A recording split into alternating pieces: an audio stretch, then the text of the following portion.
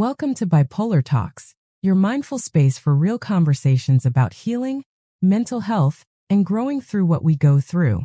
Whether this is your first time listening or you've been with us on this journey, thank you. You being here means something. It means you're showing up for yourself, and that is brave.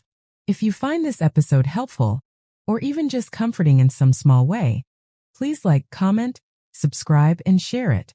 You never know who might need to hear exactly what we're going to explore today. Let's spread healing one conversation at a time. Talking about trauma won't heal you, and here's why that's okay. So today we're talking about something that might feel a little challenging at first, the idea that talking about trauma alone won't heal you. Now, don't worry. I'm not here to take away your voice or tell you your story doesn't matter. It absolutely does. Your story is sacred.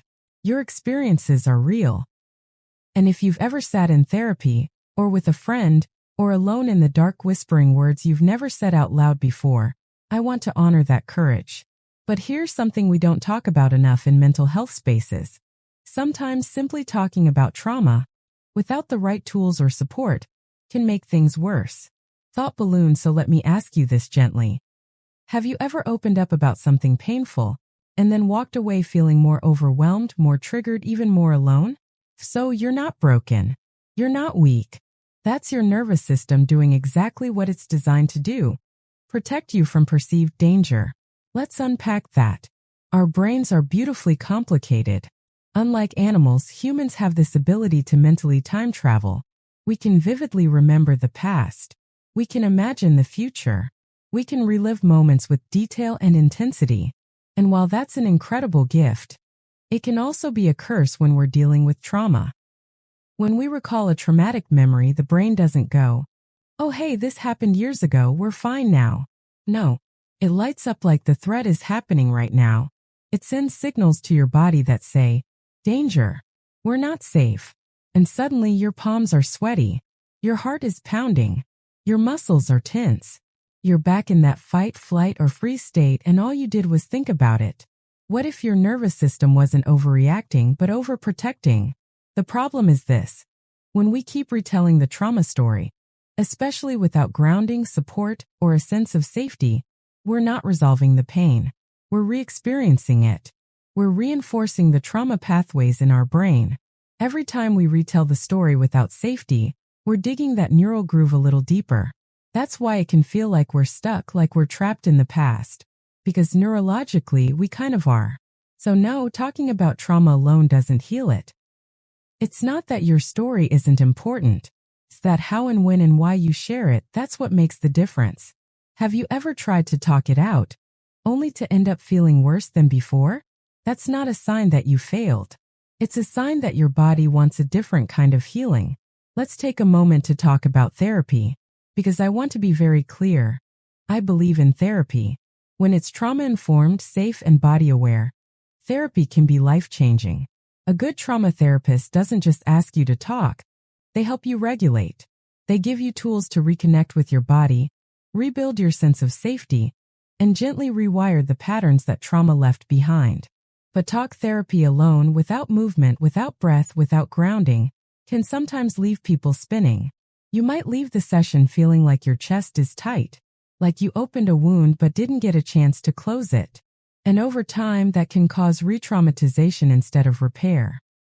What if healing isn't about rehashing the past, but learning how to feel safe in the present? So here's the shift. We don't stop telling the story, we change the way we tell it. We stop only focusing on what happened, and start focusing on what it left behind. What beliefs did it plant in us? What survival strategies did we pick up along the way? And most importantly, what can we do now today to start untangling it? That's where visualization comes in. This isn't toxic positivity or pretending everything is fine. This is science. This is mindfulness. This is healing. And it begins with 4 simple but powerful steps. Step 1. Identify the trauma-born beliefs. Before we go into visualizing the future, we need to understand what's been shaping our present. Trauma doesn't just wound us. It whispers lies into our mind. Subtle, sneaky, believable lies that burrow deep. Things like, "I am broken. I am unsafe. It's all my fault. I will never be enough." I don't deserve to be happy. These beliefs don't just affect our thoughts. They shape our choices, our relationships, our sense of worth, our entire way of being. What I am belief did trauma quietly hand you, and how long have you been carrying it? Step 2. Rewrite the story. Now that we've named the belief, we get to rewrite it. Not with fantasy, not with wishful thinking, but with intentional healing. For every I am unworthy, we write, I am enough exactly as I am. For every I always mess up, we offer, I'm learning and growing. Mistakes don't define me. Write it down. Say it out loud. Tape it on your mirror. Put it in your phone wallpaper. These new beliefs aren't fluff. They're your roadmap. If you could whisper one healing truth to the younger version of yourself, what would it be? Step 3. Visualize the life where that new belief is true. Now let's take it deeper. If your new belief is I am safe, then close your eyes and see what a safe life looks like. Picture your morning routine, your relationships, your energy. How do you walk into a room? What boundaries do you set? What kind of love do you allow in? Write about it. Draw it. Record yourself describing it. Make it detailed, rich, vivid. Let it feel real. Because your brain doesn't need reality to learn. It just needs repetition and emotion. If you could direct the movie of your healed life, what would the opening scene look like? Step 4. Practice daily, even if it feels silly. Here's where the change really begins.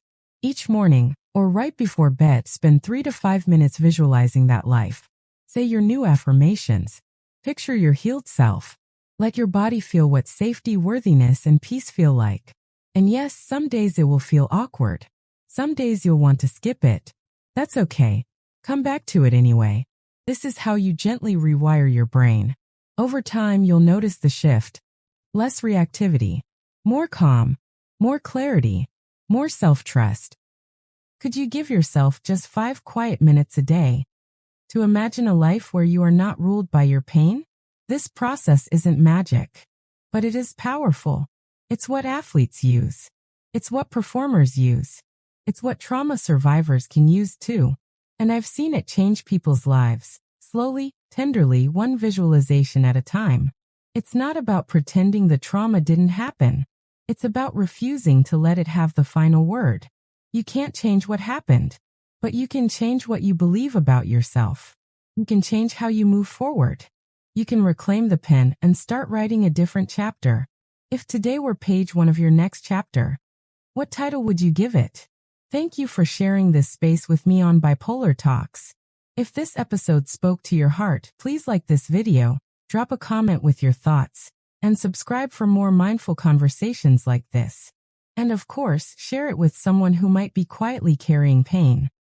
They don't have to carry it alone. Your engagement helps tell the YouTube algorithm that this content matters and that people need these kinds of conversations. So thank you truly for being part of this community. Just a gentle reminder, this podcast is for informational purposes only.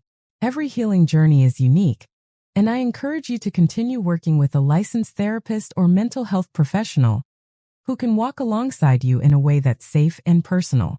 Until next time, be kind to your mind, listen to your body, and take up space like you deserve to be here, because you do.